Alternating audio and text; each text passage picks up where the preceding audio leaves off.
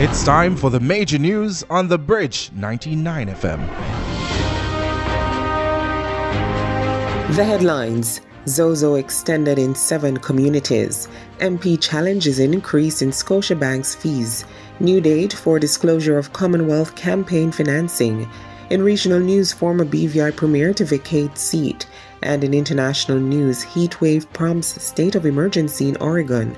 In sports, J3A selects 47-member team for Commonwealth Games, and Dina Asher-Smith withdraws from Commonwealth Games.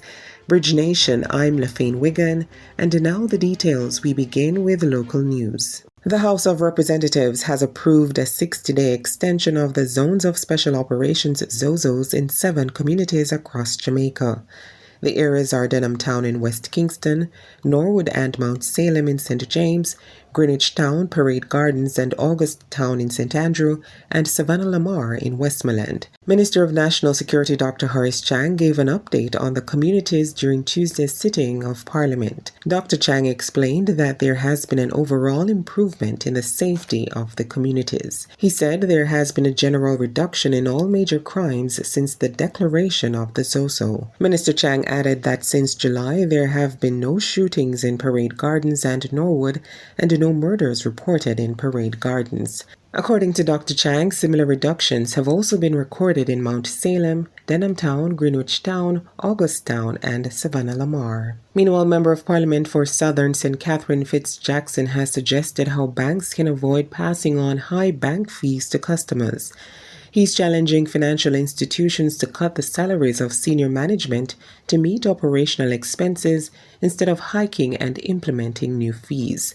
This latest statement follows his filing of a lawsuit a week ago in the Supreme Court challenging the legality of fees imposed by Scotiabank on its customers for cashing checks. Mr. Jackson is seeking, among other things, a declaration from the court that Scotiabank, through the imposition of the fee, has breached its obligation by failing to honor a negotiable instrument. He supported this by arguing that Section 73 of the Bills of Exchange Act defines a check as a negotiable instrument and stipulates that it must be honored on demand without conditions. Mr. Jackson has been in a years-long battle with banks about high bank fees. Several banks have argued that the fees cover security and other operational expenses. And a new date has been set for the government to make a full disclosure of the financing of Foreign Affairs Minister Kamina Johnson-Smith's campaign for Commonwealth Secretary-General. The details are to be revealed in September after Prime Minister Andrew Holness missed Tuesday's deadline to respond to questions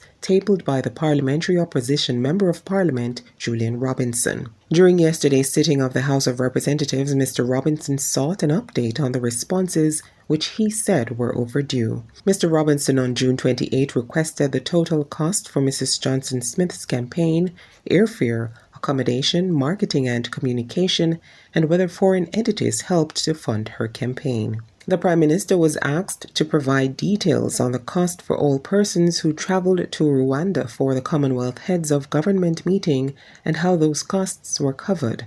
Mrs. Johnson lost in her bid for Commonwealth Secretary-General to incumbent Baroness Patricia Scotland of Dominica.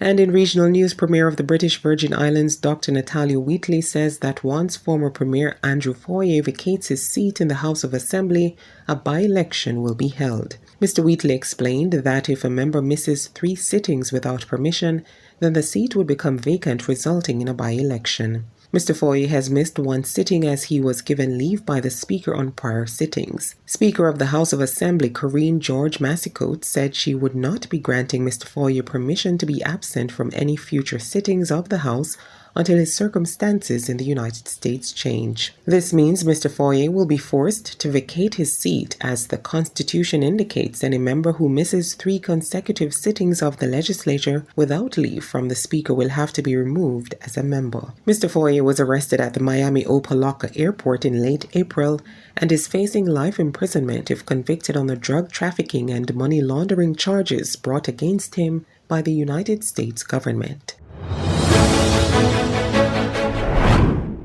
And in international news, Governor of Oregon Kate Brown declared a state of emergency across most of the state, warning the extreme temperatures may cause utility outages and transportation disruptions. Temperatures soared to 100 degrees on Tuesday, which was the hottest day of a heat spell that meteorologists believe was unusually long for an area which rarely experiences scorching weather. In response, Oregon passed a law requiring all new housing built after April 2024 to have air conditioning installed in at least one room. The law already prohibits landlords in most cases from restricting tenants from installing cooling devices in their rental units. About 800 people died in Oregon, Washington, and British Columbia during the 2021 heat wave in late June and early July. The temperature at the time soared to 116 degrees Fahrenheit or 46.7 degrees Celsius in Portland and smashed heat records in cities and towns across the region.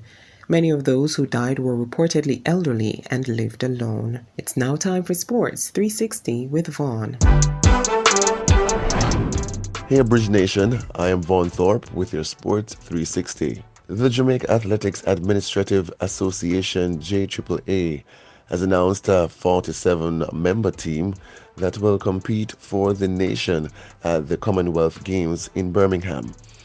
Among the headliners for Jamaica will include the world's fastest woman over 200 meters, Shericka Jackson, double Olympic champion Elaine Thompson-Herah, Tokyo Olympic Games 100 meters hurdles champion Hansel Parchment, and Oregon World Championships triple jump silver medal winner Shanika Ricketts.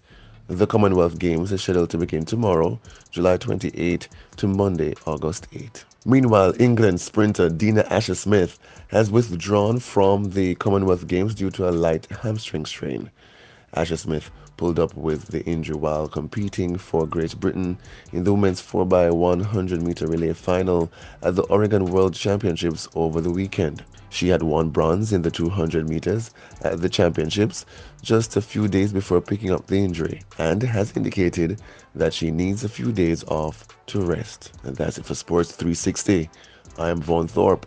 Back to you, LaFane. Thanks, Vaughn. And that was the Bridge 99 FM and RE Jam Radio News Package. News 360, the facts you need. Catch us at 5 p.m. for another News 360. You can also download the Bridge 99 FM app in the Google Play Store and the Apple Store for all the latest happenings on the Bridge. I'm LaFane Wiggin. Have a great day. And those are the stories making it in Bridge 99 FM's major news package right here on the Bridge 99 FM.